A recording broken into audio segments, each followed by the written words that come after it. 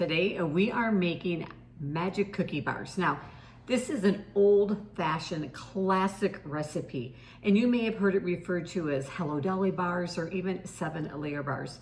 Now, no one's really quite sure where this recipe came from, but in the early 1960s, it became popular because it was on the back of the Eagle brand sweetened condensed milk can. And also some people think that its popularity coincided with the opening of the musical Hello Dolly on Broadway, thus the name Hello Dolly bars. But regardless of whatever the history is, they are delicious. And today we're gonna make them in small batch form. Now there's all different variations of magic bar recipes out there, but today I'm excited to share my version with you, which starts with a graham cracker crust. Now we're gonna use 4 sheets of a graham cracker. You could also use your favorite cookie, shortbread cookie, a Biscoff cookie, even an Oreo cookie would be great in the crust. And I've just used my trusty little food processor here to grind up and make graham cracker crumbs. Okay, so for the base of these cookies, I have 2 tablespoons of melted butter in here, and I am using salted butter. We're gonna add in 2/3 of a cup, which was those 4 sheets of graham cracker crust. And then traditionally, these bars have nuts in them. I am not, let me grab my little food processor here. I'm not a huge fan of nuts in my baked goods. But I like the flavor of them. I just don't like the texture of them. So I did take a 1/4 cup of pecans here and grind them up, and I'm gonna add them in with the graham cracker crust. You can also put pecans in later on too as one of the layers. Just go ahead and mix this up. Get that butter all incorporated, and it's just gonna be the consistency of damp sand. Now, you may wonder, what are the 7 layers involved in these bars, if they call them 7 layers? And I'm not quite sure because my bars only have, I think, 5 layers. We've got the graham cracker crust, we've got chocolate chips, we've got coconut, you could add nuts again, and sweetened condensed milk. So, not quite 7 layers. All right, if you've made these before with 7 layers, I wanna know what else you add in, so leave me a comment down below. All right, so what we're gonna do now is that we've got that mixed up, is we're gonna use our little 9x5 loaf pan that I have lined with my parchment sling. If you missed my video on how to cut this, I'm gonna link to it up there. Go there, you can see how I cut that. It makes it so much easier to remove your bar cookies out of the pan. All right, so we're gonna just pop those crumbs right into the bottom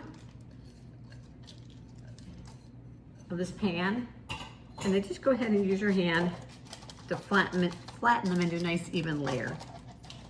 Right now, there's a lot of different variations that you can do with your chocolate chips that you put in. Today, I'm using semi-sweet chocolate chips and butterscotch chips, but you could use all semi-sweet, milk chocolate, a combination of 2 different ones. You could use butter, peanut butter chips, or even white chocolate chips would be delish.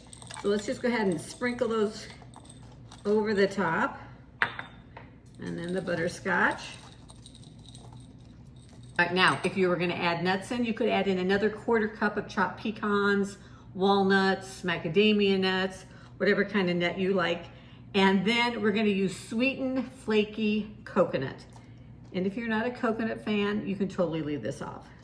All right, and then we are ready for the last layer, which is the sweetened condensed milk. And just note, this is different than evaporated milk. They both come in a can, but sweetened condensed milk is really thick and sweet. And so that's what you wanna use, not the evaporated milk. And then we're just gonna drizzle this over the top. And I have 2/3 of a cup. All right, then this is ready to go into our oven. We are gonna bake it at 350 degrees Fahrenheit for about 25 minutes until it starts to turn golden brown. All right, our magic bars are done. I'm just gonna peel them off that parchment paper. Now again, you just wanna bake them till they're golden brown around the edges and maybe look slightly jiggly in the middle. And then you're gonna let them sit and cool. Of course, I can never wait till they're totally cool. Now, with these bars, if you happen to have any left over, you can store them in an airtight container at room temperature for a couple days. Or if you want them to last longer, go ahead and put them in the fridge. They also freeze great. Just wrap them in saran wrap and then in foil and pop them in the freezer for up to 3 months. So look at that yummy gooiness in the middle there. These are delicious. Now, if there's any like classic old bar cookie or any recipe that you'd like to see in small batch form, I'd love to know what it is, or just any recipe you'd like to see in small batch form. Leave me a comment down below, and who knows, you may see it here on YouTube. This was a request from one of you for magic bars, so give them a try. Thanks for joining me in the kitchen, and I'll see you in the next video.